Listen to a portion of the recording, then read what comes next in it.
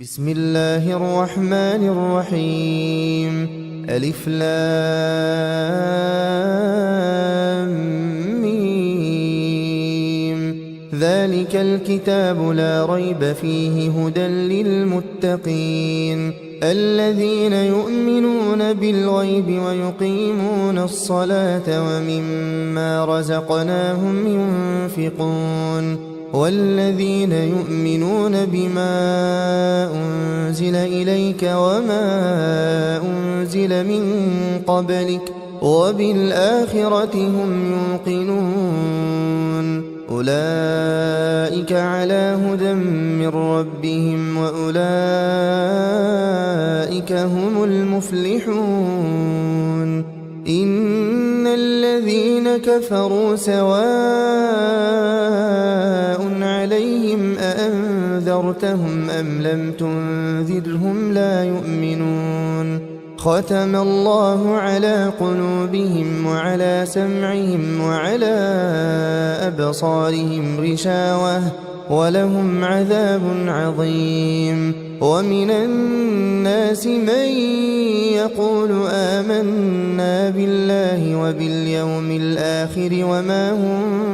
بمؤمنين يخادعون الله والذين آمنوا وما يخدعون إلا أنفسهم وما يشعرون. في قلوبهم مرض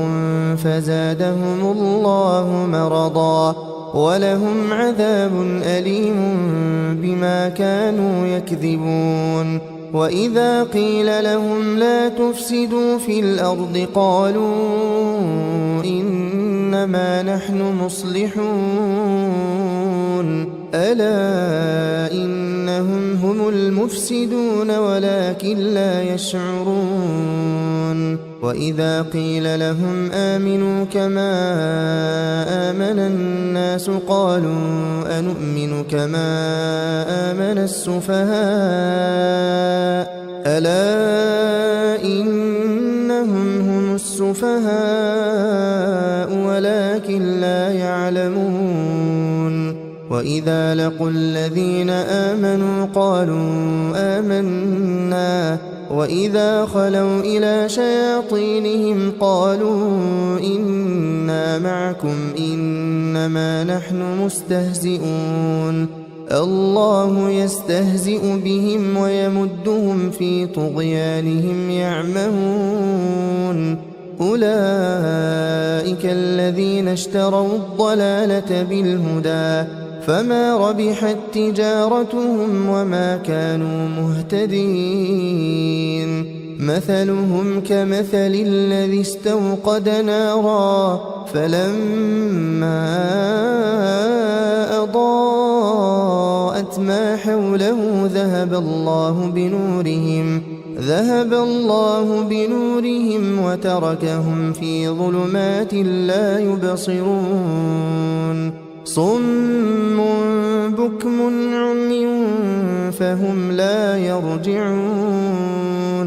أو كصيب من السماء فيه ظلمات ورعد وبرق يجعلون أصابعهم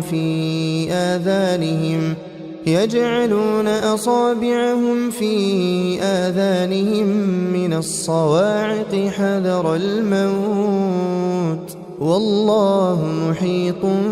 بالكافرين. يكاد البرق يخطف أبصارهم كلما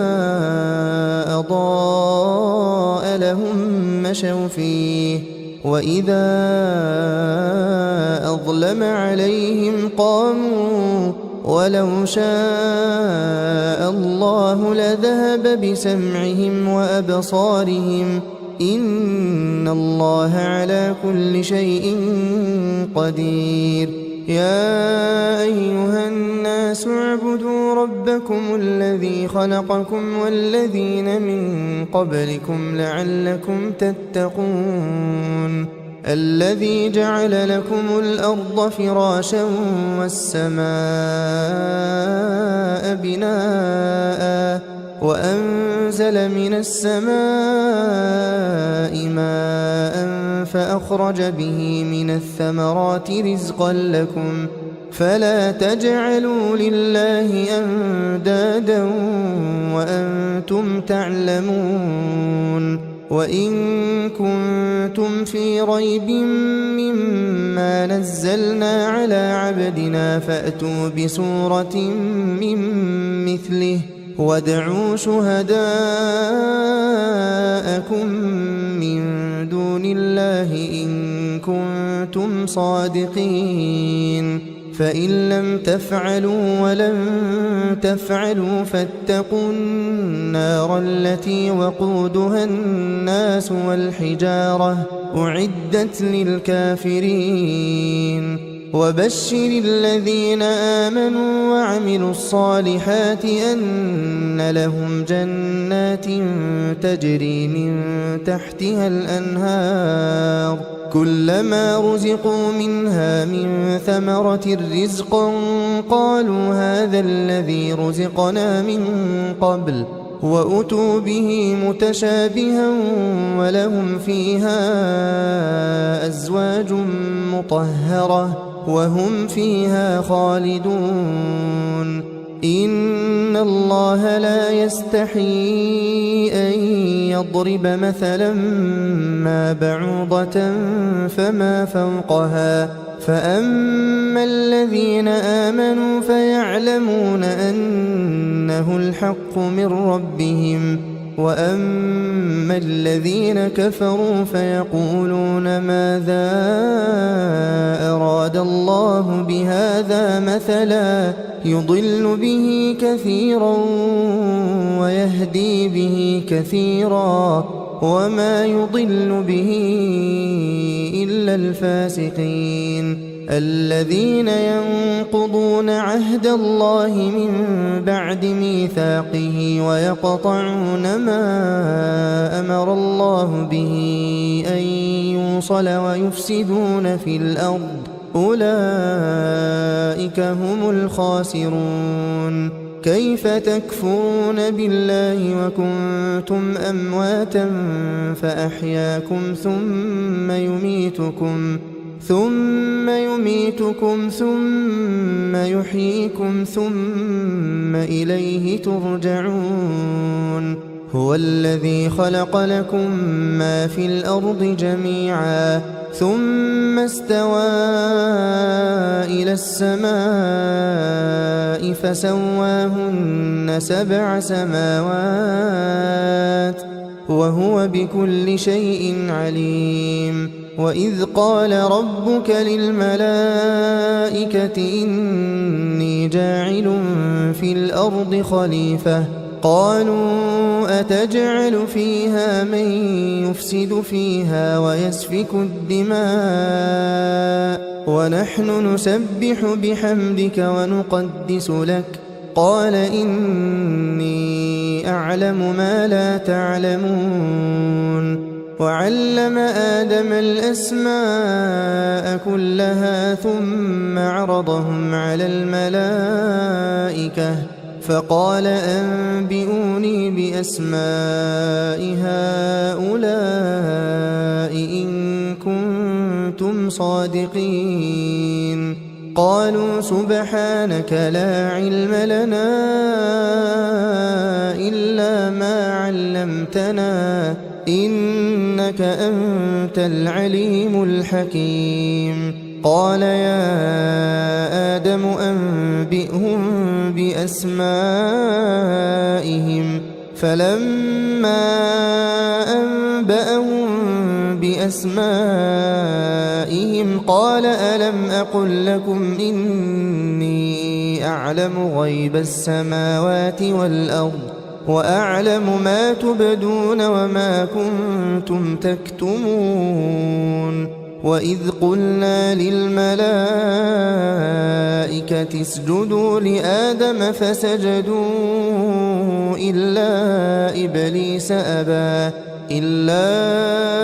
إبليس أبى واستكبر وكان من الكافرين وقلنا يا آدم اسكن أنت وزوجك الجنة وكلا منها رغدا حيث شئتما ولا تقربا هذه الشجرة فتكونا من الظالمين فأزلهما الشيطان عنها فأخرجهما مما كانا فيه وقلنا اهبطوا بعضكم لبعض عدو ولكم في الأرض مستقر ومتاع إلى حين فتلقى آدم من ربه كلمات فتاب عليه إنه هو التواب الرحيم قلنا اهبطوا منها جميعا فإما يأتينكم مني هدى فمن تبع هداي فلا خوف عليهم ولا هم يحزنون والذين كفروا وكذبوا بآياتنا أولئك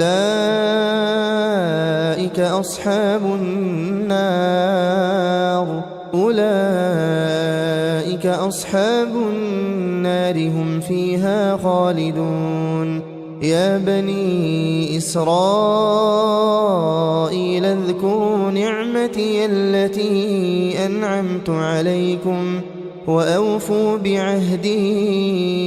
أوف بعهدكم وإياي فارهبون وآمنوا بما أنزلت مصدقا لما معكم ولا تكونوا أول كافر به ولا تشتروا بآياتي ثمنا قليلا وإياي فاتقون ولا تلبسوا الحق بالباطل وتكتموا الحق وأنتم تعلمون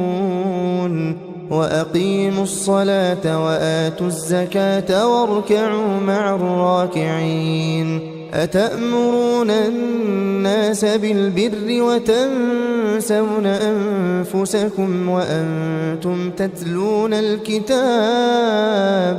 أفلا تعقلون واستعينوا بالصبر والصلاة وإنها لكبيرة إلا على الخاشعين الذين يظنون أنهم ملاقو ربهم وأنهم إليه راجعون يا بني إسرائيل اذكروا نعمتي التي أنعمت عليكم وأني فضلتكم على العالمين واتقوا يوما لا تجزي نفس عن نفس شيئا ولا يقبل منها شفاعة ولا يؤخذ منها عدل ولا هم ينصرون وإذ نجيناكم من آل فرعون يسومونكم سوء العذاب يذبحون أبناءكم ويستحيون نساءكم وفي ذلكم بلاء من ربكم عظيم وإذ فرقنا بكم البحر فأنجيناكم وأغرقنا آل فرعون وأنتم تنظرون وإذ واعدنا موسى 40 ليلة ثم اتخذتم العجل من بعده وأنتم ظالمون ثم عفونا عنكم من بعد ذلك لعلكم تشكرون وإذ آتينا موسى الكتاب والفرقان لعلكم تهتدون وإذ قال موسى لقومه يا قوم إنكم ظلمتم أنفسكم باتخاذكم العجل فتوبوا إلى بارئكم فاقتلوا أنفسكم ذلكم خير لكم عند بارئكم فتاب عليكم إنه هو التواب الرحيم وإذ قلتم يا موسى لن نؤمن لك حتى نرى الله جهرة فأخذتكم الصاعقة وأنتم تنظرون ثم بعثناكم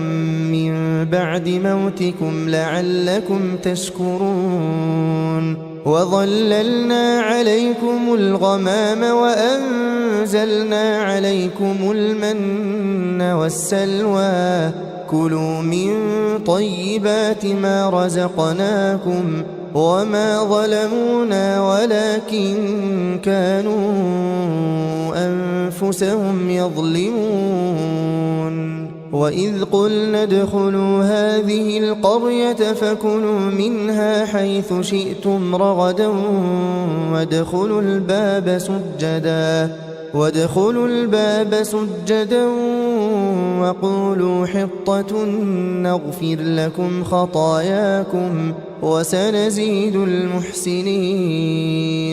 فبدل الذين ظلموا قولا غير الذي قيل لهم فأنزلنا على الذين ظلموا رجزا من السماء بما كانوا يفسقون وإذ استسقى موسى لقومه فقلنا اضرب بعصاك الحجر فانفجرت منه 12 عينا قد علم كل أناس مشربهم كلوا واشربوا من رزق الله ولا تعثوا في الأرض مفسدين وإذ قلتم يا موسى لن نصبر على طعام واحد فادع لنا ربك يخرج لنا مما تنبت الأرض من بقلها وقثائها وفومها وعدسها وبصلها قال أتستبدلون الذي هو أدنى بالذي هو خير اهبطوا مصرا فإن لكم ما سألتم وضربت عليهم الذلة والمسكنة وباءوا بغضب من الله ذلك بأنهم كانوا يكفرون بآيات الله ويقتلون النبيين بغير الحق ذلك بما عصوا وكانوا يعتدون إن الذين آمنوا والذين هادوا والنصارى والصابئين من آمن بالله واليوم الآخر وعمل صالحا فلهم أجرهم عند ربهم ولا خوف عليهم ولا هم يحزنون وإذ أخذنا ميثاقكم ورفعنا فوقكم الطور خذوا ما آتيناكم بقوة واذكروا ما فيه لعلكم تتقون ثم توليتم من بعد ذلك فلولا فضل الله عليكم ورحمته لكنتم من الخاسرين ولقد علمتم الذين اعتدوا منكم في السبت فقلنا لهم كونوا قردة خاسئين فجعلناها نكالا لما بين يديها وما خلفها وموعظة للمتقين وإذ قال موسى لقومه إن الله يأمركم أن تذبحوا بقرة قالوا أتتخذنا هزوا قال أعوذ بالله أن أكون من الجاهلين قالوا ادع لنا ربك يبين لنا ما هي قال إنه يقول إنها بقرة لا فارض ولا بكر عوان بين ذلك فافعلوا ما تؤمرون قالوا ادع لنا ربك يبين لنا ما لونها قال إنه يقول إنها بقرة صفراء فاقع لونها تسر الناظرين قالوا ادع لنا ربك يبين لنا ما هي إن البقرة شابه علينا وإنا إن شاء الله لمهتدون قال إنه يقول إنها بقرة لا ذلول تثير الأرض ولا تسقي الحرث مسلمة لا شية فيها قالوا الآن جئت بالحق فذبحوها وما كادوا يفعلون وإذ قتلتم نفسا فادارأتم فيها والله مخرج ما كنتم تكتمون فقلنا اضربوه ببعضها كذلك يحيي الله الموتى ويريكم آياته لعلكم تعقلون ثم قست قلوبكم من بعد ذلك فهي كالحجارة أو أشد قسوة وإن من الحجارة لما يتفجر منه الأنهار وإن منها لما يشقق فيخرج منه الماء وإن منها لما يهبط من خشية الله وما الله بغافل عما تعملون أفتطمعون أن يؤمنوا لكم وقد كان فريق منهم يسمعون كلام الله ثم يحرفونه من بعد ما عقلوه وهم يعلمون وإذا لقوا الذين آمنوا قالوا آمنا وإذا خلا بعضهم إلى بعض قالوا أتحدثونهم بما فتح الله عليكم ليحاجوكم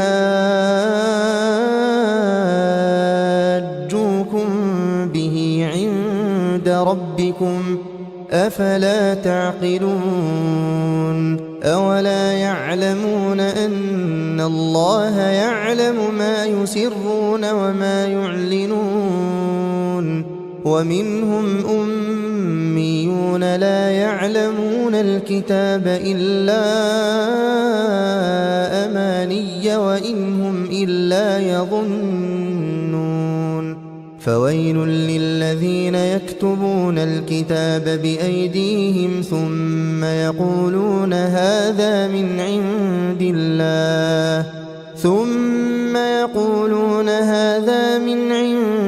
الله ليشتروا به ثمنا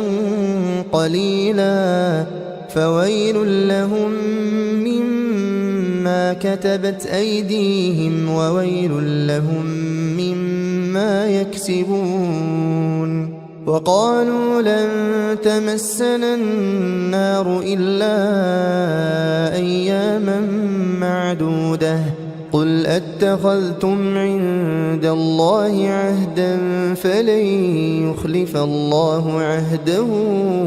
أم تقولون على الله ما لا تعلمون بلى من كسب سيئة وأحاطت به خطيئته فأولئك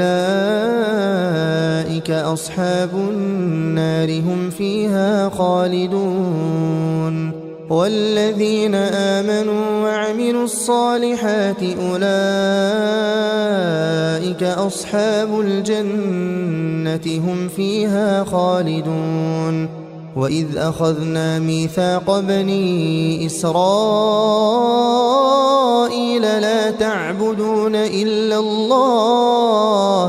لا تعبدون إلا الله وبالوالدين إحسانا وذي القربى واليتامى والمساكين وقولوا للناس حسنا وأقيموا الصلاة وآتوا الزكاة ثم توليتم إلا قليلا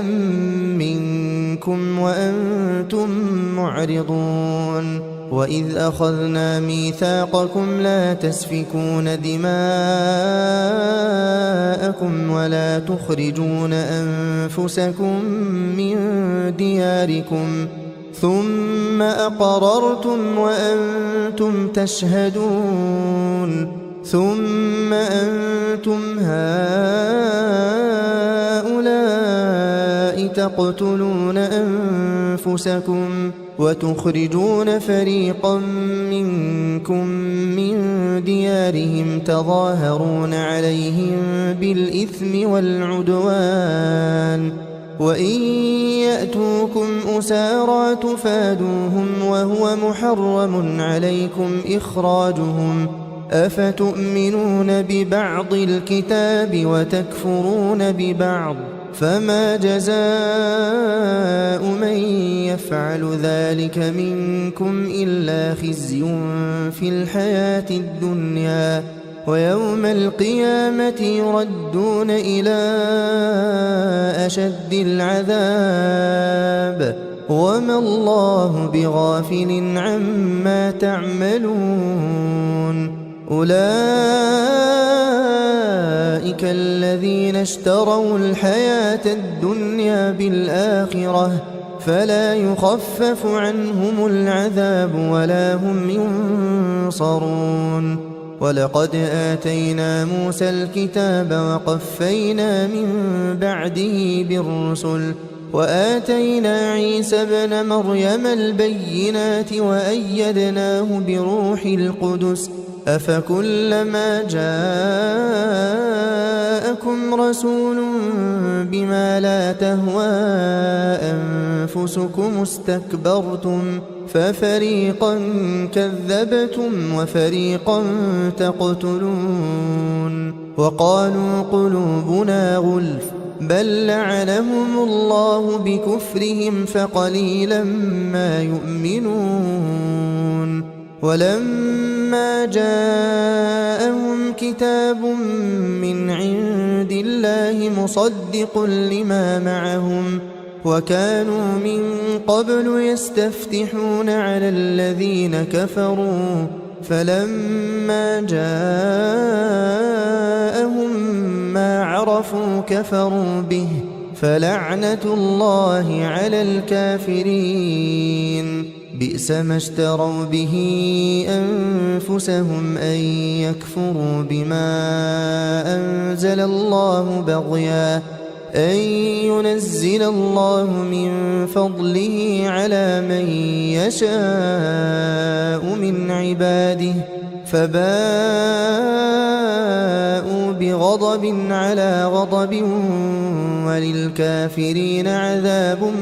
مهين وإذا قيل لهم آمنوا بما أنزل الله قالوا نؤمن بما أنزل علينا ويكفرون بما وراءه وهو الحق مصدقا لما معهم قل فلم تقتلون أنبياء الله من قبل إن كنتم مؤمنين ولقد جاءكم موسى بالبينات ثم اتخذتم العجل من بعده وأنتم ظالمون وإذ أخذنا ميثاقكم ورفعنا فوقكم الطور خذوا ما آتيناكم بقوة واسمعوا قالوا سمعنا وعصينا وأشربوا في قلوبهم العجل بكفرهم قل بئس ما يأمركم به إيمانكم إن كنتم مؤمنين قل إن كانت لكم الدار الآخرة عند الله خالصة من دون الناس فتمنوا الموت إن كنتم صادقين ولن يتمنوه أبدا بما قدمت أيديهم والله عليم بالظالمين ولتجدنهم أحرص الناس على حياة ومن الذين أشركوا يود أحدهم لو يعمر 1000 سنة وما هو بمزحزحه من العذاب أن يعمر والله بصير بما يعملون قل من كان عدوا لجبريل فإنه نزله على قلبك بإذن الله مصدقا لما بين يديه وهدى وبشرى للمؤمنين من كان عدوا لله وملائكته ورسله وجبريل وميكال فإن الله عدو للكافرين ولقد أنزلنا إليك آيات بينات وما يكفر بها إلا الفاسقون أوكلما عاهدوا عهدا نبذه فريق منهم بل أكثرهم لا يؤمنون ولما جاءهم رسول من عند الله مصدق لما معهم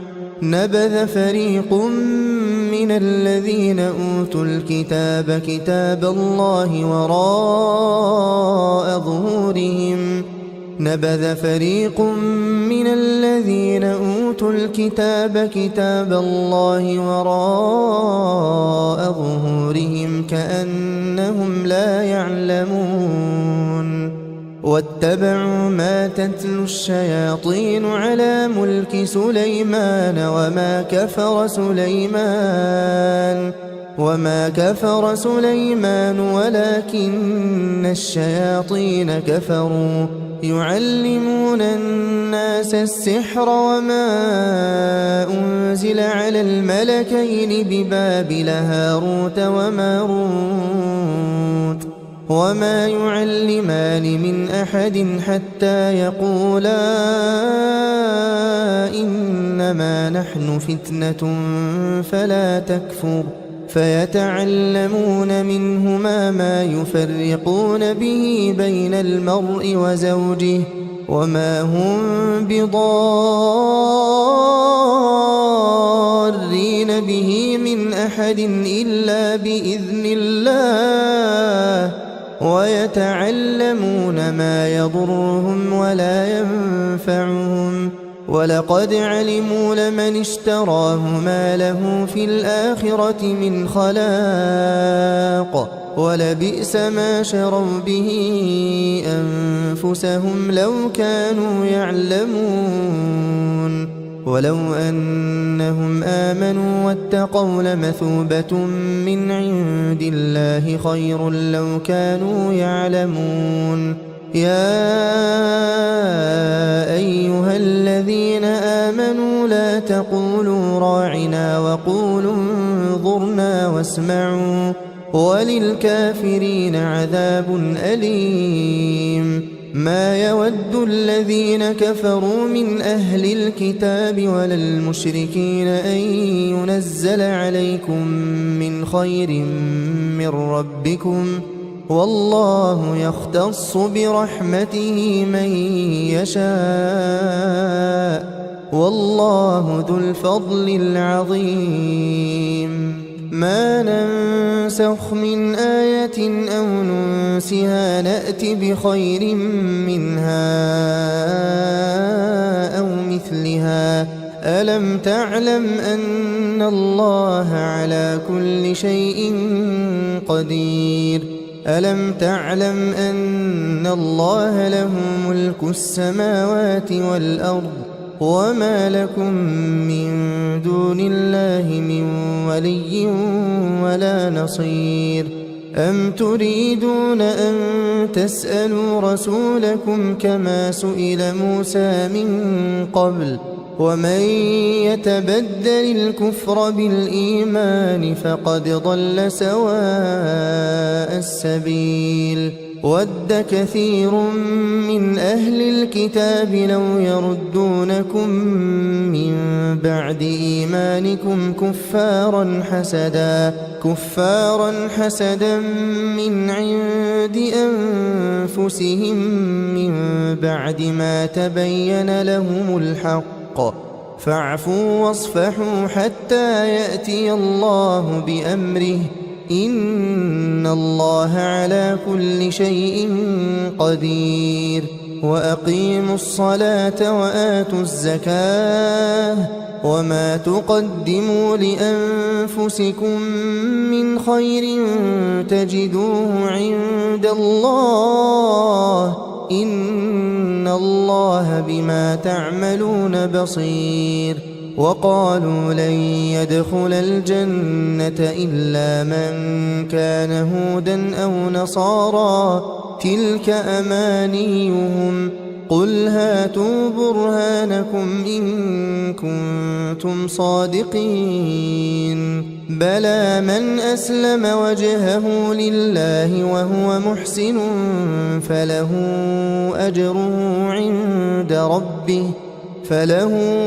أجره عند ربه ولا خوف عليهم ولا هم يحزنون وقالت اليهود ليست النصارى على شيء وقالت النصارى ليست اليهود على شيء وهم يتلون الكتاب كذلك قال الذين لا يعلمون مثل قولهم فالله يحكم بينهم يوم القيامة فيما كانوا فيه يختلفون ومن أظلم ممن منع مساجد الله أن يذكر فيها اسمه وسعى في خرابها أولئك ما كان لهم أن يدخلوها إلا خائفين لهم في الدنيا خزي ولهم في الآخرة عذاب عظيم ولله المشرق والمغرب فأينما تولوا فثم وجه الله إن الله واسع عليم وقالوا اتخذ الله ولدا سبحانه بل له ما في السماوات والأرض كل له قانتون بديع السماوات والأرض وإذا قضى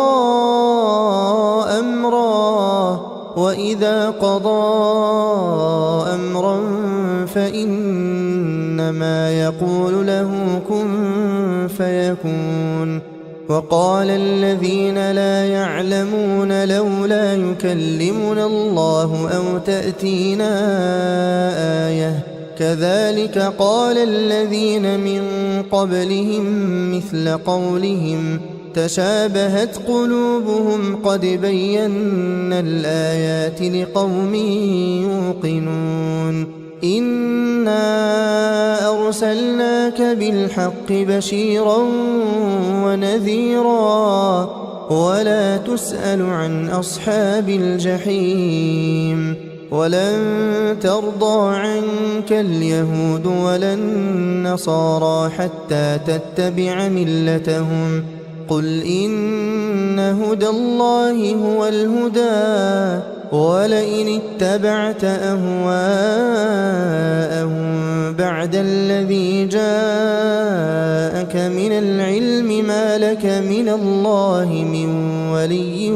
ولا نصير الذين آتيناهم الكتاب يتلونه حق تلاوته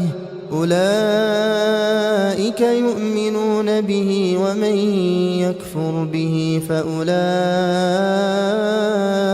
هم الخاسرون يا بني إسرائيل اذكروا نعمتي التي أنعمت عليكم وأني فضلتكم على العالمين واتقوا يوما لا تجزي نفس عن نفس شيئا ولا يقبل منها عدل ولا تنفعها شفاعة ولا هم ينصرون وإذ ابتلى إبراهيم ربه بكلمات فأتمهن قال إني جاعلك للناس إماما قال ومن ذريتي قال لا ينال عهد الظالمين وإذ جعلنا البيت مثابة للناس وأمنا واتخذوا من مقام إبراهيم مصلى وعهدنا إلى إبراهيم وإسماعيل أن طهرا بيتي للطائفين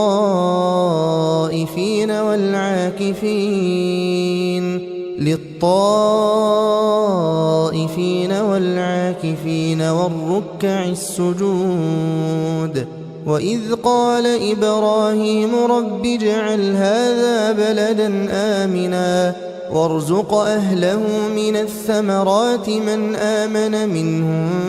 بالله واليوم الآخر قال ومن كفر فأمتعه قليلا ثم أضطره إلى عذاب النار وبئس المصير وإذ يرفع إبراهيم القواعد من البيت وإسماعيل ربنا تقبل منا إنك أنت السميع العليم ربنا واجعلنا مسلمين لك ومن ذريتنا أمة مسلمة لك وأرنا مناسكنا وتب علينا إنك أنت التواب الرحيم ربنا وابعث فيهم رسولا منهم يتلو عليهم آياتك ويعلمهم الكتاب والحكمة ويزكيهم إنك أنت العزيز الحكيم ومن يرغب عن ملة إبراهيم إلا من سفه نفسه ولقد اصطفيناه في الدنيا وإنه في الآخرة لمن الصالحين إذ قال له ربه أسلم قال أسلمت لرب العالمين ووصى بها إبراهيم بنيه ويعقوب يا بني إن الله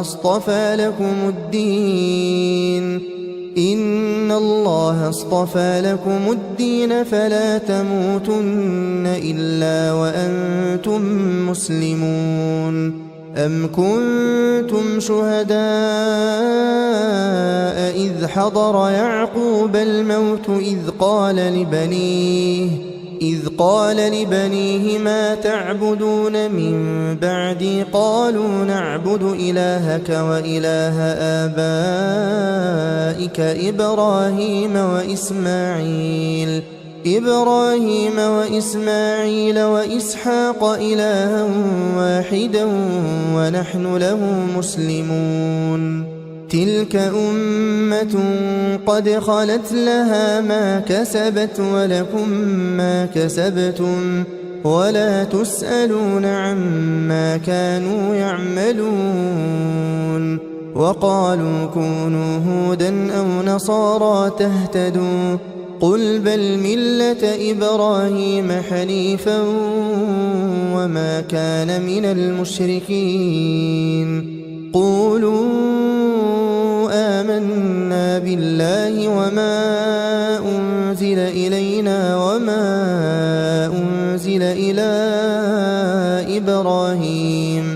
وما أنزل إلى إبراهيم وإسماعيل وإسحاق ويعقوب والأسباط وما أوتي موسى وعيسى وما أوتي النبيون من ربهم لا نفرق بين أحد منهم ونحن له مسلمون فإن آمنوا بمثل ما آمنتم به فقد اهتدوا وإن تولوا فإنما هم في شقاق فسيكفيكهم الله وهو السميع العليم صبغة الله ومن أحسن من الله صبغة ونحن له عابدون قل أتحاجوننا في الله وهو ربنا وربكم ولنا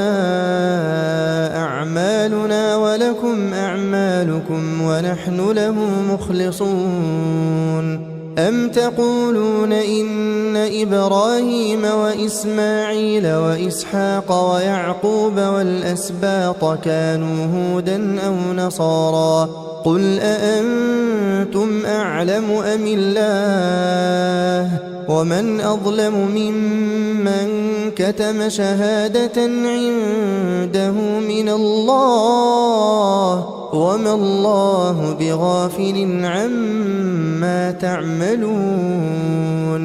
تلك أمة قد خلت لها ما كسبت ولكم ما كسبتم ولا تسألون عما كانوا يعملون سيقول السفهاء من الناس ما ولاهم عن قبلتهم التي كانوا عليها قل لله المشرق والمغرب يهدي من يشاء إلى صراط مستقيم وكذلك جعلناكم أمة وسطا لتكونوا شهداء على الناس ويكون الرسول عليكم شهيدا وما جعلنا القبلة التي كنت عليها إلا لنعلم من يتبع الرسول ممن ينقلب على عقبيه وإن كانت لكبيرة إلا على الذين هدى الله وما كان الله ليضيع إيمانكم إن الله بالناس لرؤوف رحيم قد نرى تقلب وجهك في السماء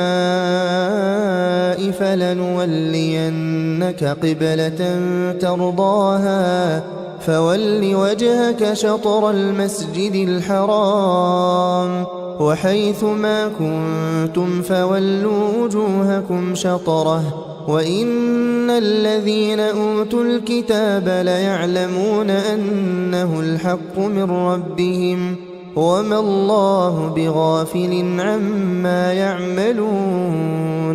ولئن أتيت الذين أوتوا الكتاب بكل آية ما تبعوا قبلتك وما أنت بتابع قبلتهم وما بعضهم بتابع قبلة بعض ولئن اتبعت أهواءهم من بعد ما جاءك من العلم إنك إذا لمن الظالمين الذين آتيناهم الكتاب يعرفونه كما يعرفون أبناءهم وإن فريقا منهم ليكتمون الحق وهم يعلمون الحق من ربك فلا تكونن من الممترين ولكل وجهة هو موليها فاستبقوا الخيرات أينما تكونوا يأت بكم الله جميعا إن الله على كل شيء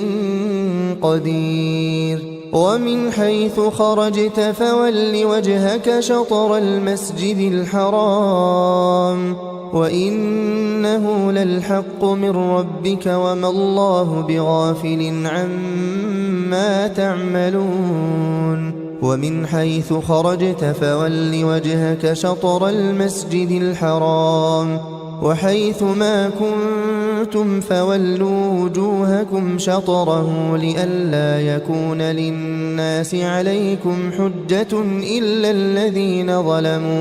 إلا الذين ظلموا منهم فلا تخشوهم واخشوني ولأتم نعمتي عليكم ولعلكم تهتدون كما أرسلنا فيكم رسولا منكم يتلو عليكم آياتنا ويزكيكم ويعلمكم الكتاب والحكمة ويعلمكم ما لم تكونوا تعلمون فاذكروني أذكركم واشكروا لي ولا تكفرون يا أيها الذين آمنوا استعينوا بالصبر والصلاة إن الله مع الصابرين ولا تقولوا لمن يقتل في سبيل الله أموات بل أحياء ولكن لا تشعرون ولنبلونكم بشيء من الخوف والجوع ونقص من الأموال والأنفس والثمرات وبشر الصابرين الذين إذا أصابتهم مصيبة قالوا إنا لله وإنا إليه راجعون أولئك عليهم صلوات من ربهم ورحمة وأولئك هم المهتدون إن الصفا والمروة من شعائر الله فمن حج البيت أو اعتمر فلا جناح عليه أن يطوف بهما ومن تطوع خيرا فإن الله شاكر عليم إن الذين يكتمون ما أنزلنا من البينات والهدى من بعد ما بيناه للناس في الكتاب أولئك يلعنهم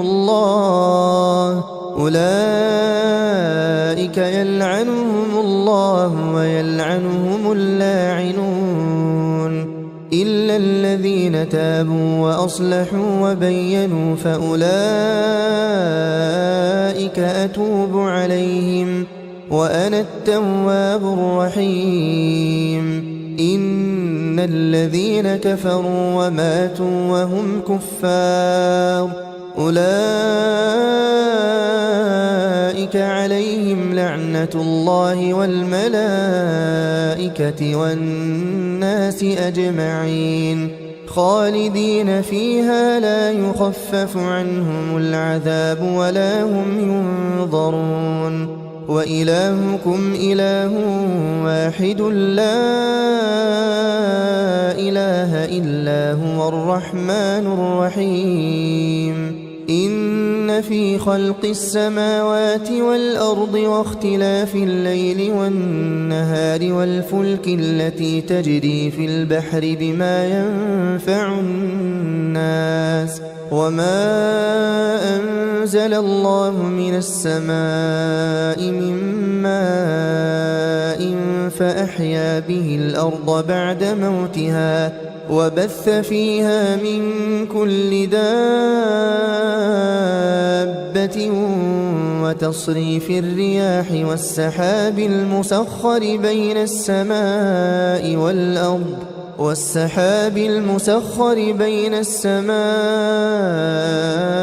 والأرض لآيات لقوم يعقلون ومن الناس من يتخذ من دون الله أندادا يحبونهم كحب الله والذين آمنوا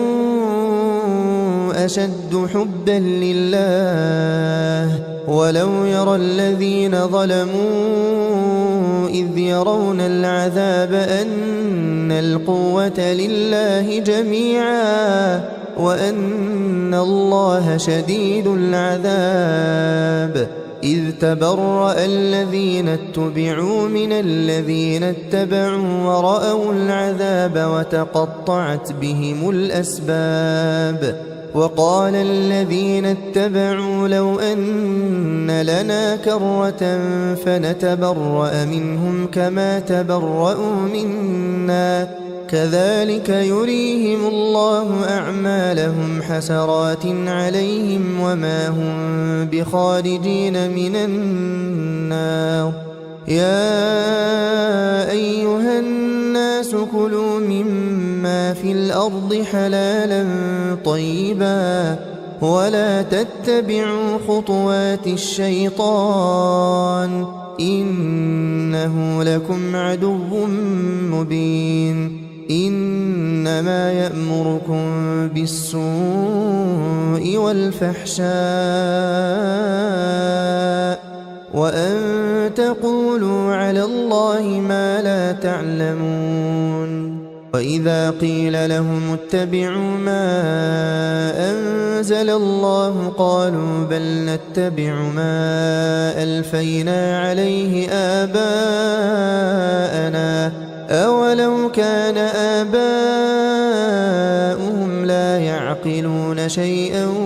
ولا يهتدون ومثل الذين كفروا كمثل الذي ينعق بما لا يسمع إلا دعاء ونداء صم بكم عمي فهم لا يعقلون يا أيها الذين آمنوا كلوا من طيبات ما رزقناكم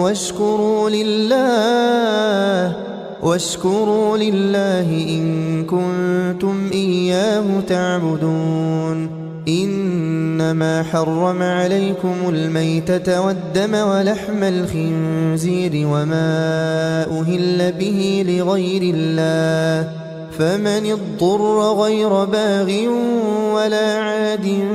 فلا إثم عليه إن الله غفور رحيم إن الذين يكتمون ما أنزل الله من الكتاب ويشترون به ثمنا قليلا أولئك ما يأكلون في بطونهم إلا النار ولا يكلمهم الله يوم القيامة ولا يزكيهم ولهم عذاب أليم أولئك الذين اشتروا الضلالة بالهدى والعذاب بالمغفرة فما أصبرهم على النار ذلك بأن الله نزل الكتاب بالحق وإن الذين اختلفوا في الكتاب لفي شقاق بعيد ليس البر أن تولوا وجوهكم قبل المشرق والمغرب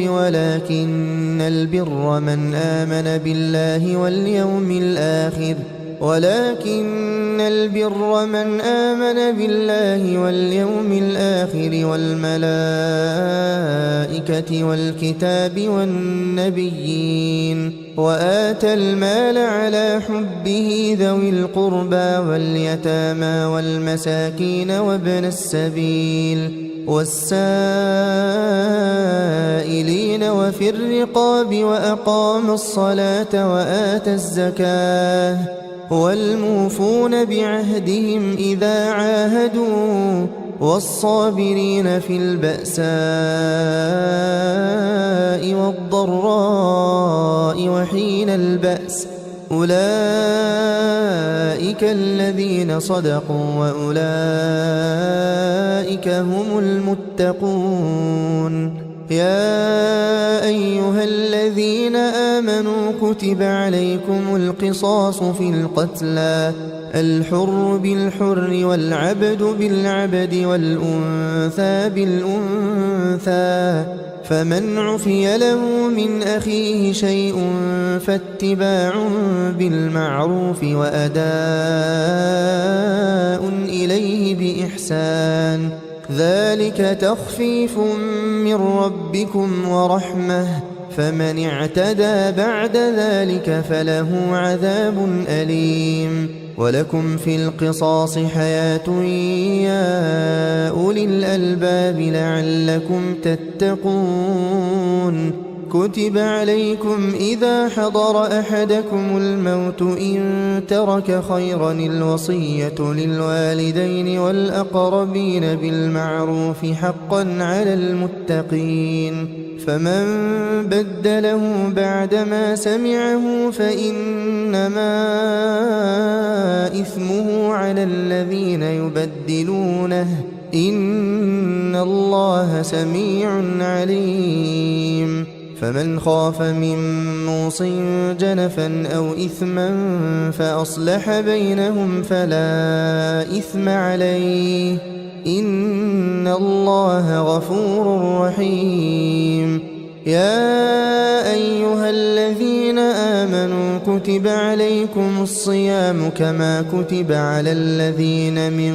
قبلكم لعلكم تتقون أياما معدودات فمن كان منكم مريضا أو على سفر فعدة من أيام أخر وعلى الذين يطيقونه فدية طعام مسكين فمن تطوع خيرا فهو خير له وأن تصوموا خير لكم إن كنتم تعلمون شهر رمضان الذي أنزل فيه القرآن هدى للناس وبينات من الهدى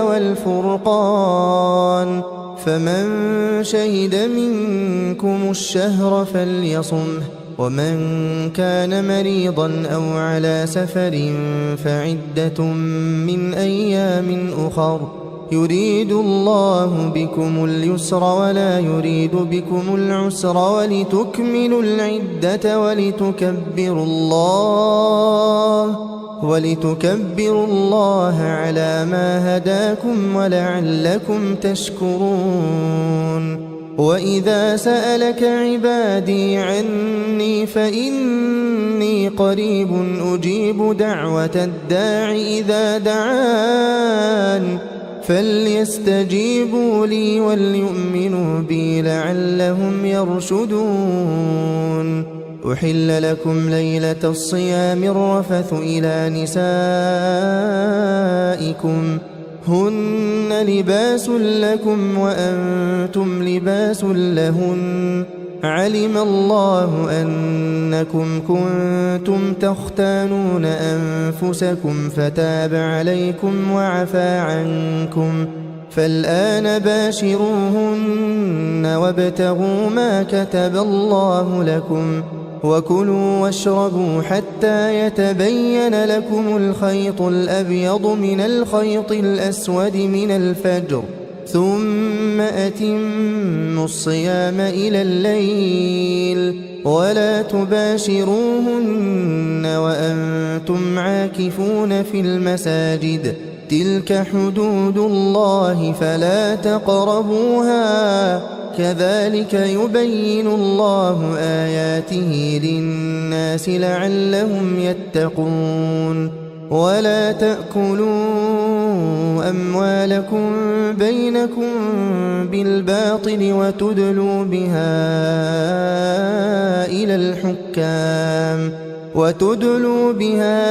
إلى الحكام لتأكلوا فريقا من أموال الناس بالإثم وأنتم تعلمون يسألونك عن الأهلة قل هي مواقيت للناس والحج وليس البر بأن تأتوا البيوت من ظهورها ولكن البر من اتقى وأتوا البيوت من أبوابها واتقوا الله لعلكم تفلحون وقاتلوا في سبيل الله الذين يقاتلونكم ولا تعتدوا إن الله لا يحب المعتدين واقتلوهم حيث ثقفتموهم وأخرجوهم من حيث أخرجوكم والفتنة أشد من القتل ولا تقاتلوهم عند المسجد الحرام حتى يقاتلوكم فيه فإن قاتلوكم فاقتلوهم كذلك جزاء الكافرين فإن انتهوا فإن الله غفور رحيم وقاتلوهم حتى لا تكون فتنة ويكون الدين لله فإن انتهوا فلا عدوان إلا على الظالمين الشهر الحرام بالشهر الحرام والحرمات قصاص فمن اعتدى عليكم فاعتدوا عليه بمثل ما اعتدى عليكم واتقوا الله واعلموا أن الله مع المتقين وأنفقوا في سبيل الله ولا تلقوا بأيديكم إلى التهلكة وأحسنوا إن الله يحب المحسنين وأتموا الحج والعمرة لله فإن أحصرتم فما استيسر من الهدي ولا تحلقوا رؤوسكم حتى يبلغ الهدي محله فمن كان منكم مريضا أو به أذى من رأسه ففدية من صيام أو صدقة أو نسك فإذا أمنتم فمن تمتع بالعمرة إلى الحج فما استيسر من الهدي فمن لم يجد فصيام 3 أيام في الحج و7 إذا رجعتم تلك 10 كاملة ذلك لمن لم يكن أهله حاضر المسجد الحرام واتقوا الله واعلموا أن الله شديد العقاب الحج أشهر معلومات فمن فرض فيهن الحج فلا رفث ولا فسوق ولا جدال في الحج وما تفعلوا من خير يعلمه الله وتزودوا فإن خير الزاد التقوى واتقون يا أولي الألباب ليس عليكم جناح أن تبتغوا فضلا من ربكم فإذا أفضتم من عرفات فاذكروا الله عند المشعر الحرام واذكروه كما هداكم وإن كنتم من قبله لمن الضالين ثم أفيضوا من حيث أفاض الناس واستغفروا الله إن الله غفور رحيم فإذا قضيتم مناسككم فاذكروا الله كذكركم آباءكم أو أشد ذكرا فمن الناس من يقول ربنا آتنا في الدنيا وما له في الآخرة من خلاق ومنهم من يقول ربنا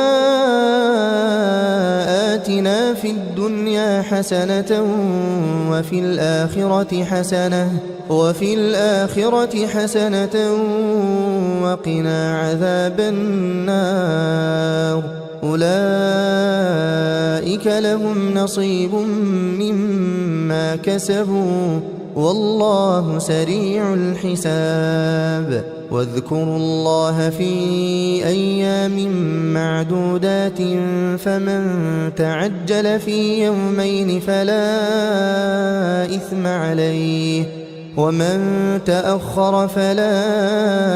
إثم عليه لمن اتقى واتقوا الله واعلموا أنكم إليه تحشرون ومن الناس من يعجبك قوله في الحياة الدنيا ويشهد الله على ما في قلبه وهو ألد الخصام وإذا تولى سعى في الأرض ليفسد فيها ويهلك الحرث والنسل والله لا يحب الفساد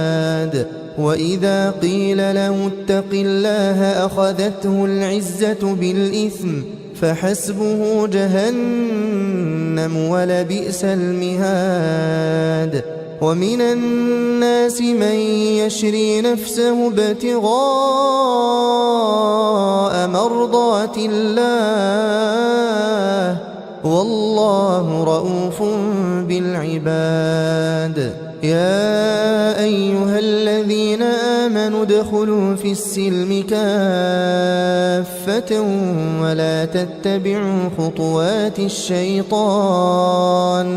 ولا تتبعوا خطوات الشيطان إنه لكم عدو مبين فإن زللتم من بعد ما جاءتكم البينات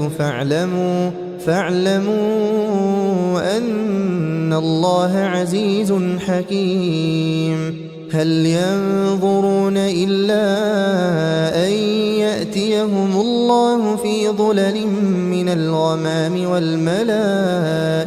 وقضي الأمر وإلى الله ترجع الأمور سل بني إسرائيل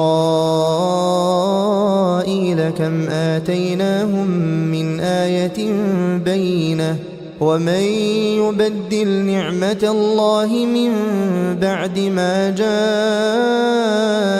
فإن الله شديد العقاب زين للذين كفروا الحياة الدنيا ويسخرون من الذين آمنوا والذين اتقوا فوقهم يوم القيامة والله يرزق من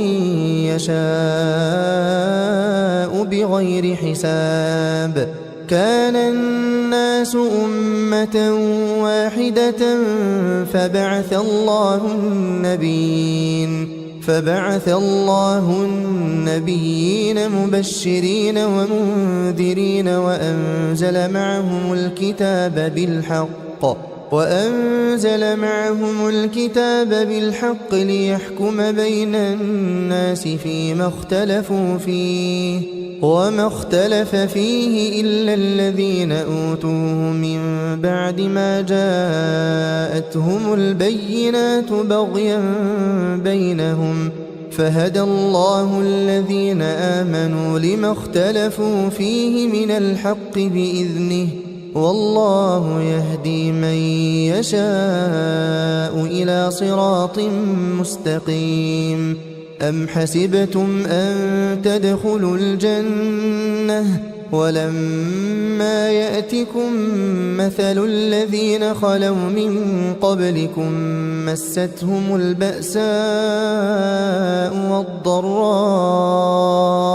وزلزلوا حتى يقول الرسول والذين آمنوا معه متى نصر الله ألا إن نصر الله قريب. يسألونك ماذا ينفقون قل ما أنفقتم من خير فللوالدين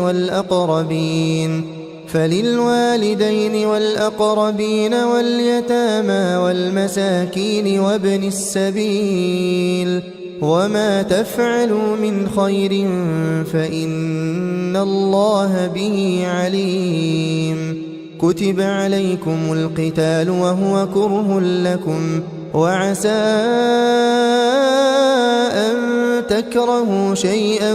وهو خير لكم وعسى أن تحبوا شيئا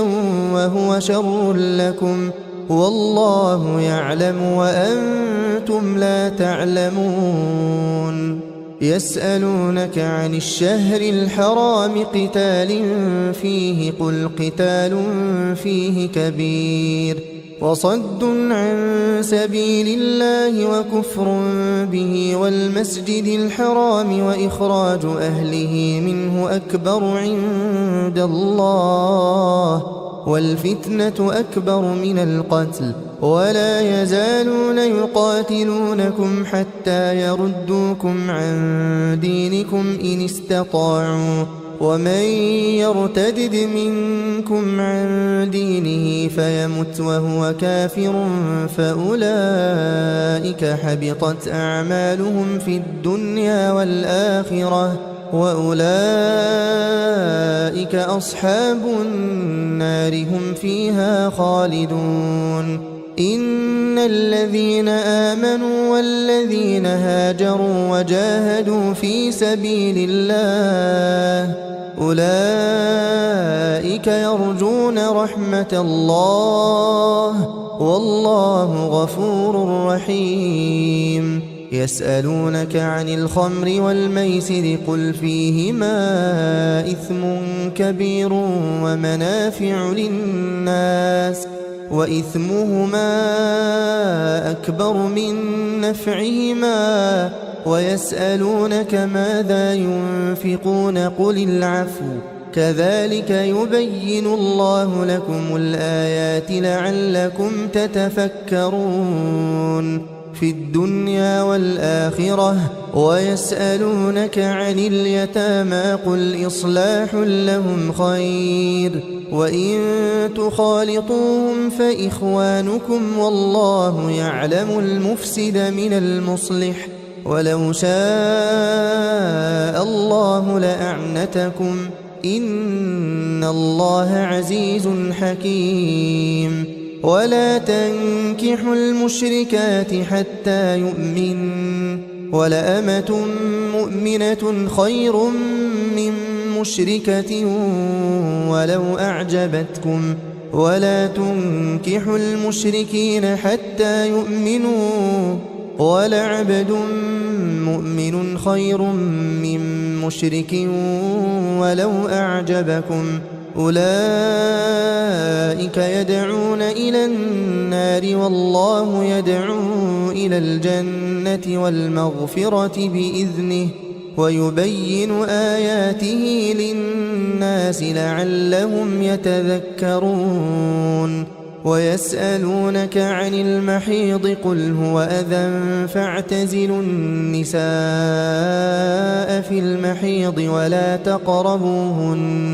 ولا تقربوهن حتى يطهرن فإذا تطهرن فأتوهن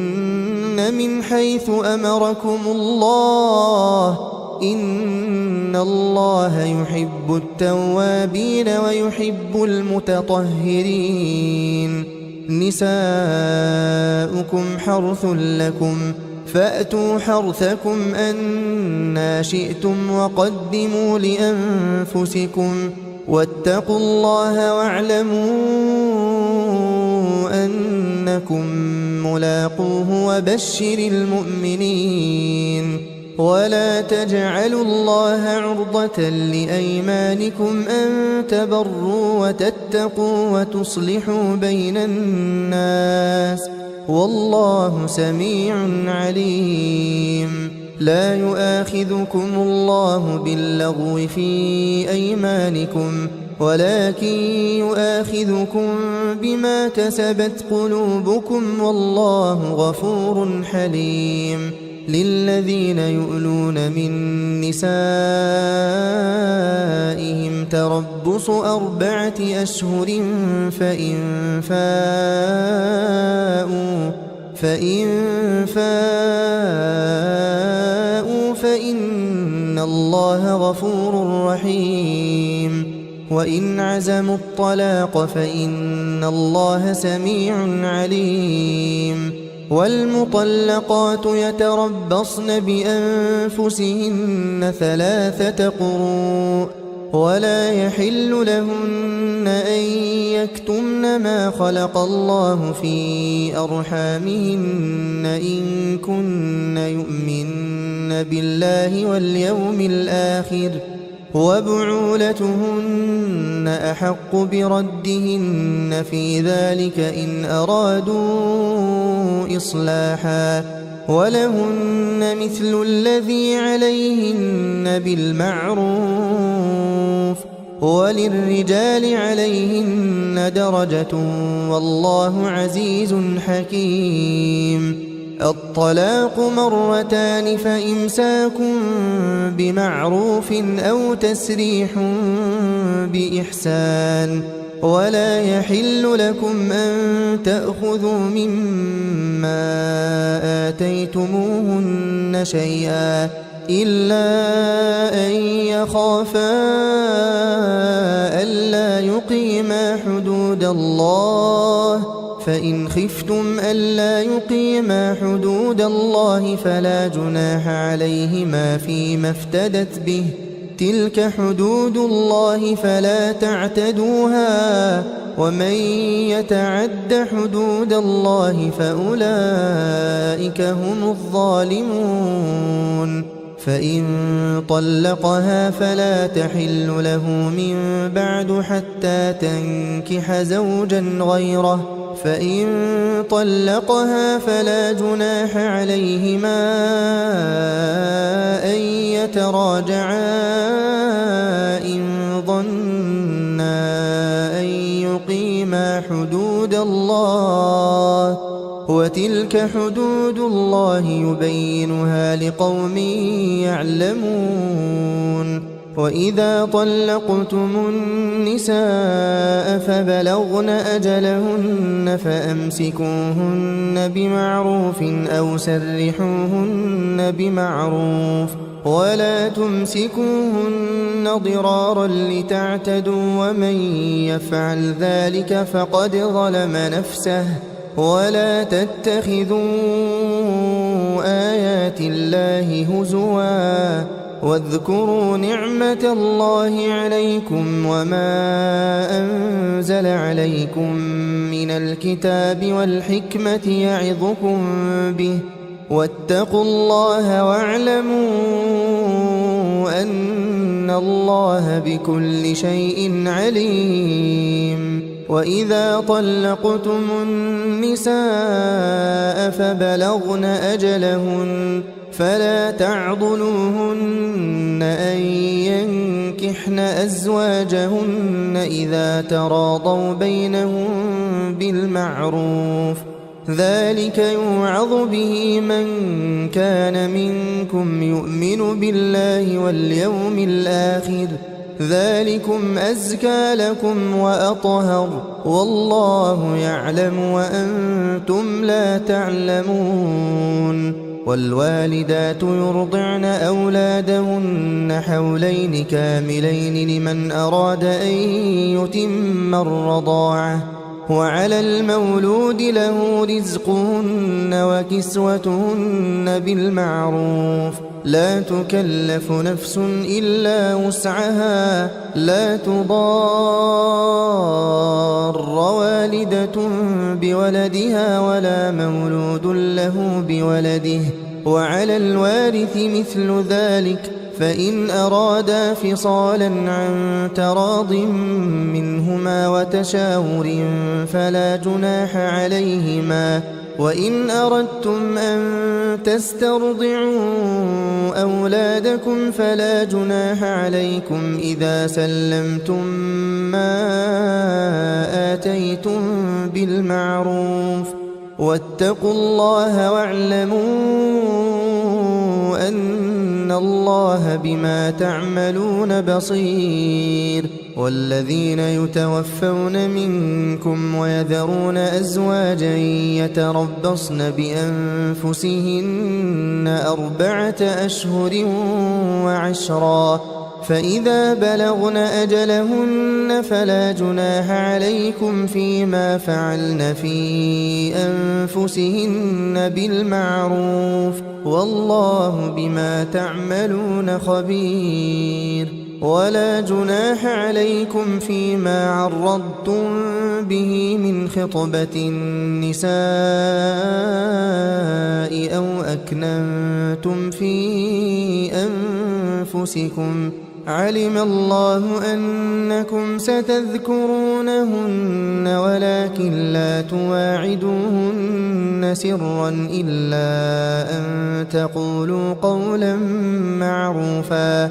ولا تعزموا عقدة النكاح حتى يبلغ الكتاب أجله، واعلموا أن الله يعلم ما في أنفسكم فاحذروه، واعلموا أن الله غفور حليم. لا جناح عليكم إن طلقتم النساء ما لم تمسوهن أو تفرضوا لهن فريضة، ومتعوهن على الموسع قدره وعلى المقتر قدره متاعا بالمعروف حقا على المحسنين. وإن طلقتموهن من قبل أن تمسوهن وقد فرضتم لهن فريضة فنصف ما فرضتم إلا أن يعفون أو يعفو الذي بيده عقدة النكاح، وأن تعفوا أقرب للتقوى، ولا تنسوا الفضل بينكم، إن الله بما تعملون بصير. حافظوا على الصلوات والصلاة الوسطى وقوموا لله قانتين. فإن خفتم فرجالا أو ركبانا، فإذا أمنتم فاذكروا الله كما علمكم ما لم تكونوا تعلمون. والذين يتوفون منكم ويذرون أزواجا وصية لأزواجهم متاعا إلى الحول غير إخراج، فإن خرجن فلا جناح عليكم فيما فعلن في أنفسهن من معروف، والله عزيز حكيم. وللمطلقات متاع بالمعروف حقا على المتقين كذلك يبين الله لكم آياته لعلكم تعقلون ألم تر إلى الذين خرجوا من ديارهم وهم ألوف حذر الموت فقال لهم الله موتوا ثم أحياهم إن الله لذو فضل على الناس ولكن أكثر الناس لا يشكرون وقاتلوا في سبيل الله واعلموا أن الله سميع عليم من ذا الذي يقرض الله قرضا حسنا فيضاعفه له أضعافا كثيرة والله يقبض ويبسط وإليه ترجعون ألم تر إلى الملأ من بني إسرائيل من بعد موسى إذ قالوا لنبي لهم ابعث لنا ملكا نقاتل في سبيل الله قال هل عسيتم إن كتب عليكم القتال ألا تقاتلوا قالوا وما لنا ألا نقاتل في سبيل الله وقد أخرجنا من ديارنا وأبنائنا فلما كتب عليهم القتال تولوا إلا قليلا منهم والله عليم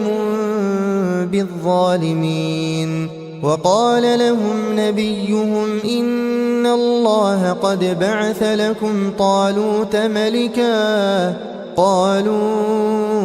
أنى يكون له الملك علينا ونحن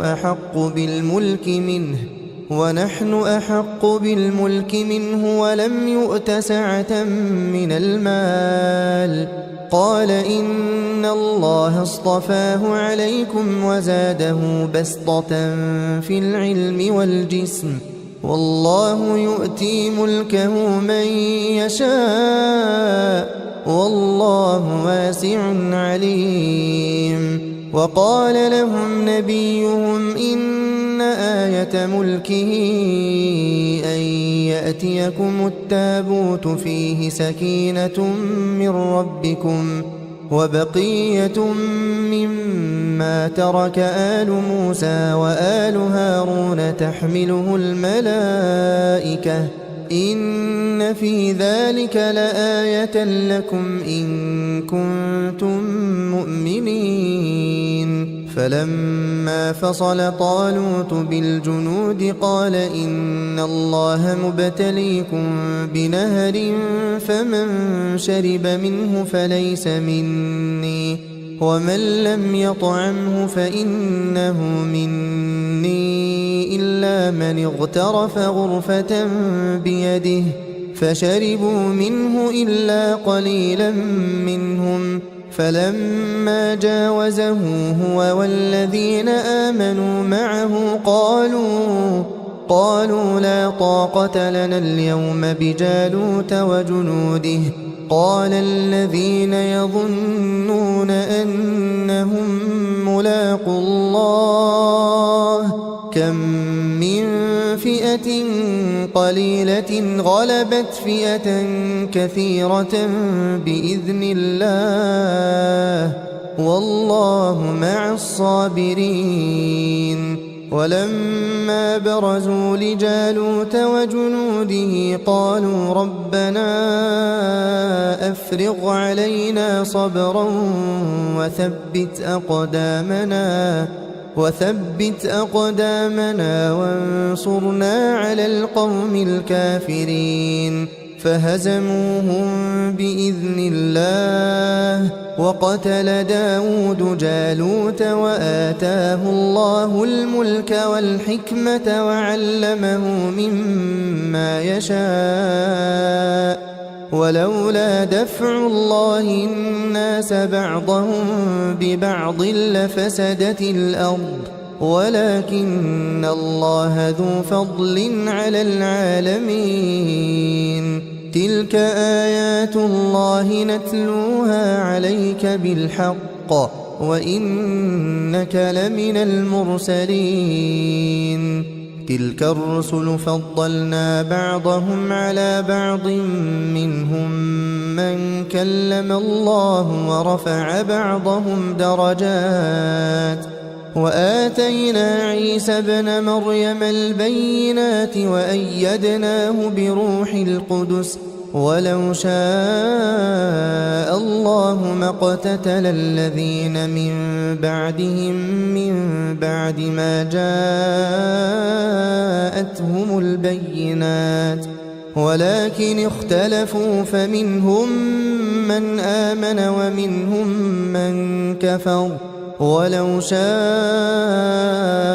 الله ما اقتتلوا ولكن الله يفعل ما يريد يا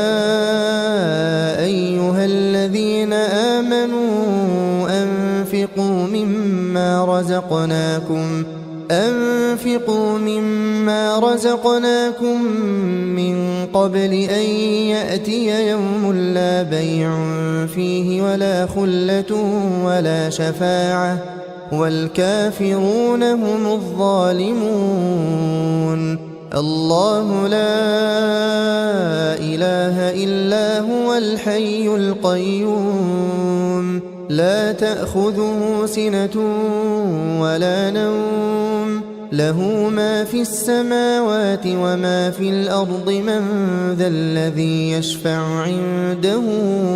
إلا بإذنه يعلم ما بين أيديهم وما خلفهم ولا يحيطون بشيء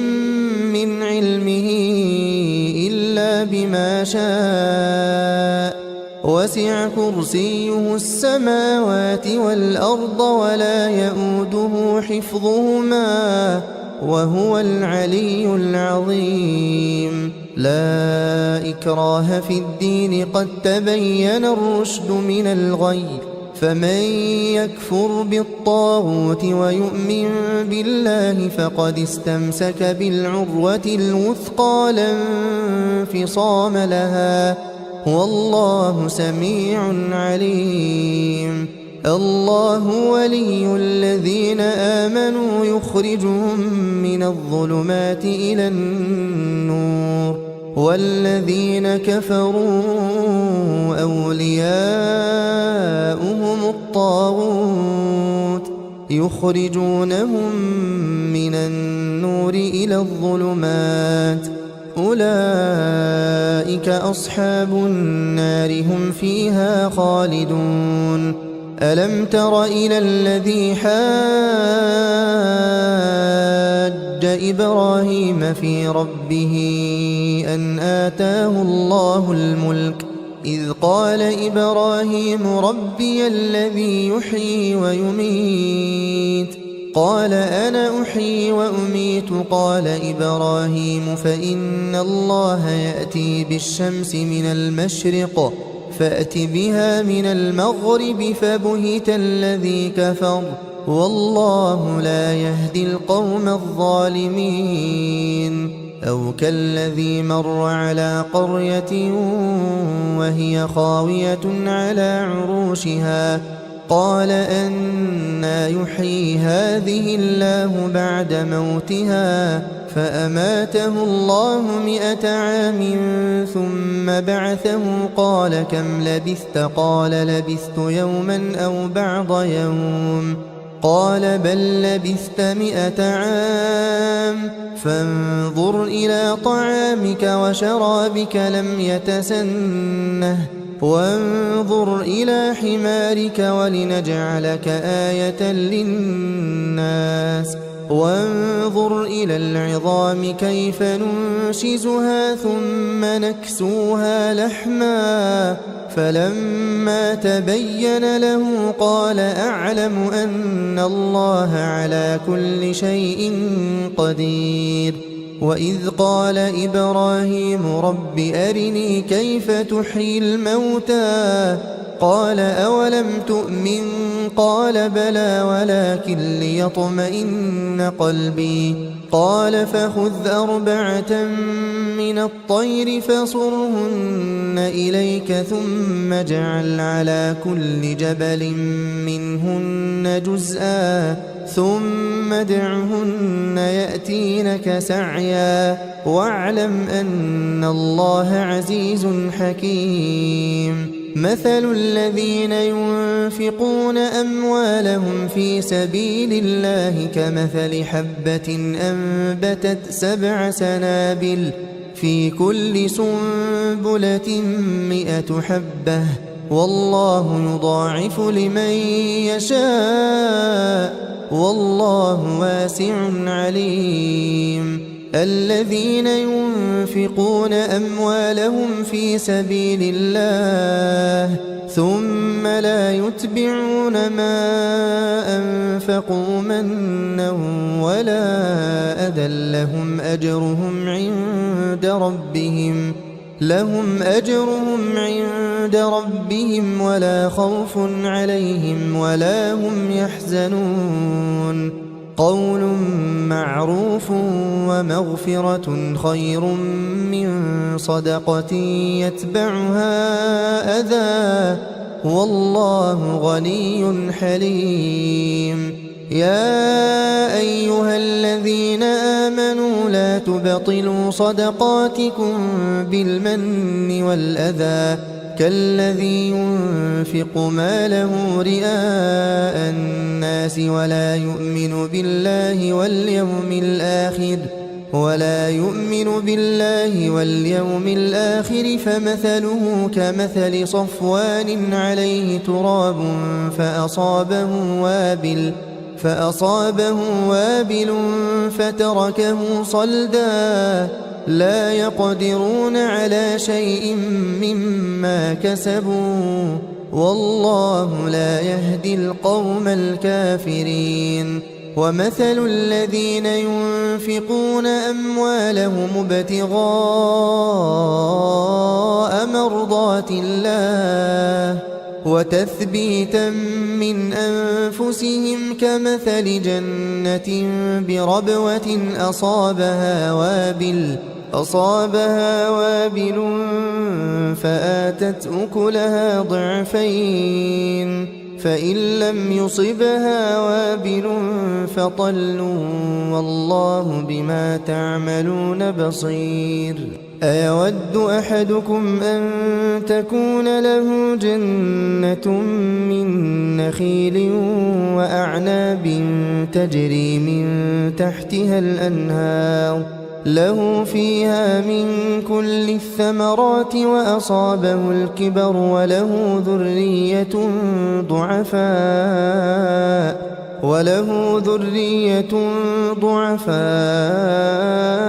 فأصابها إعصار فيه نار فاحترقت كذلك يبين الله لكم الآيات لعلكم تتفكرون يا أيها الذين آمنوا أنفقوا من طيبات ما كسبتم ومما أخرجنا لكم من الأرض ولا تيمموا الخبيث منه تنفقون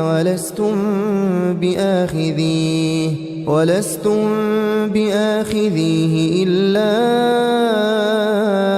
أن تغمضوا فيه واعلموا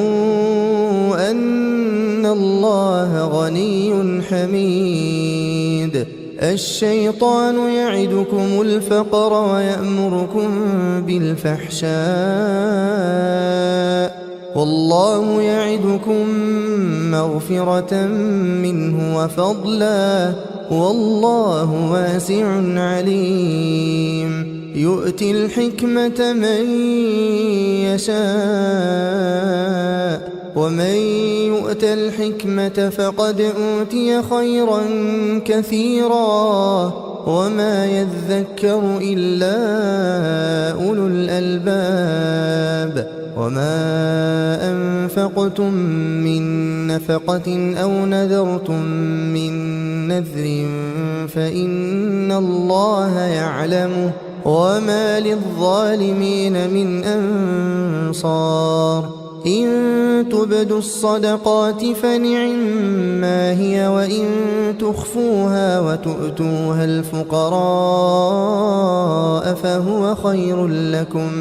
ويكفر عنكم من سيئاتكم والله بما تعملون خبير ليس عليك هداهم ولكن الله يهدي من يشاء وما تنفقوا من خير فلأنفسكم وما تنفقون إلا ابتغاء وجه الله وما تنفقوا من خير يوفى إليكم وأنتم لا تظلمون للفقراء الذين أحصروا في سبيل الله لا يستطيعون ضربا في الأرض يحسبهم الجاهل أغنياء من التعفف تعرفهم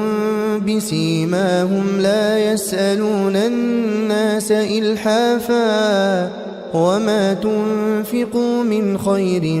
فإن الله به عليم الذين ينفقون أموالهم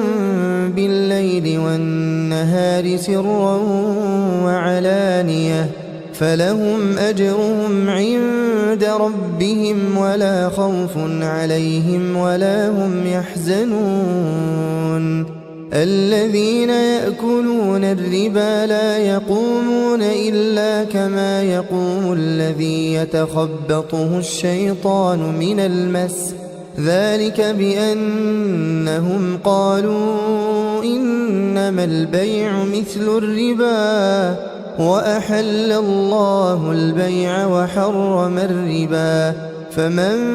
جاءه موعظة من ربه فانتهى فله ما سلف وأمره إلى الله ومن عاد فأولئك أصحاب النار هم فيها خالدون يمحق الله الربا ويربي الصدقات والله لا يحب كل كفار أثيم إن الذين آمنوا وعملوا الصالحات وأقاموا الصلاة وآتوا الزكاة لهم أجرهم عند ربهم ولا خوف عليهم ولا هم يحزنون يا أيها الذين آمنوا اتقوا الله وذروا ما بقي من الربا إن كنتم مؤمنين فإن لم تفعلوا فأذنوا بحرب من الله ورسوله وإن تبتم فلكم رؤوس أموالكم لا تظلمون ولا تظلمون وإن كان ذو عسرة فنظرة إلى ميسرة وأن تصدقوا خير لكم إن كنتم تعلمون واتقوا يوما ترجعون فيه إلى الله ثم توفى كل نفس ما كسبت وهم لا يظلمون يا أيها الذين آمنوا إذا تداينتم بدين إلى أجل مسمى فاكتبوه وليكتب بينكم كاتب بالعدل ولا يأب كاتب أن يكتب كما علمه الله فليكتب وليملل الذي عليه الحق وليتق الله ربه ولا يبخس منه شيئا، فإن كان الذي عليه الحق سفيها أو ضعيفا أو لا يستطيع أن يمل هو فليملل وليه بالعدل، واستشهدوا شهيدين من رجالكم فإن لم يكونا رجلين فرجل وامرأتان ممن ترضون من الشهداء أن تضل إحداهما فتذكر إحداهما الأخرى، ولا يأبى الشهداء إذا ما دعوا، ولا تسأموا أن تكتبوه صغيرا أو كبيرا إلى أجله، ذلكم أقسط عند الله وأقوم للشهادة وأدنى ألا ترتابوا، إلا أن تكون تجارة حاضرة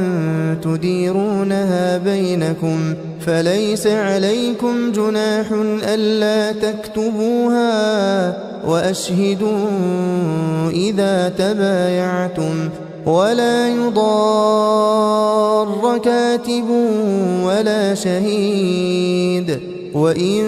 تفعلوا فإنه فسوق بكم، واتقوا الله ويعلمكم الله والله بكل شيء عليم. وإن كنتم على سفر ولم تجدوا كاتبا فرهان مقبوضة، فإن أمن بعضكم بعضا فليؤدي الذي اؤتمن أمانته وليتق الله ربه ولا تكتموا الشهادة، ومن يكتمها فإنه آثم قلبه والله بما تعملون عليم. لله ما في السماوات وما في الأرض، وإن تبدوا ما في أنفسكم أو تخفوه يحاسبكم به الله فيغفر لمن يشاء ويعذب من يشاء، والله على كل شيء قدير. آمن الرسول بما أنزل إليه من ربه والمؤمنون كل آمن بالله وملائكته وكتبه ورسله لا نفرق بين أحد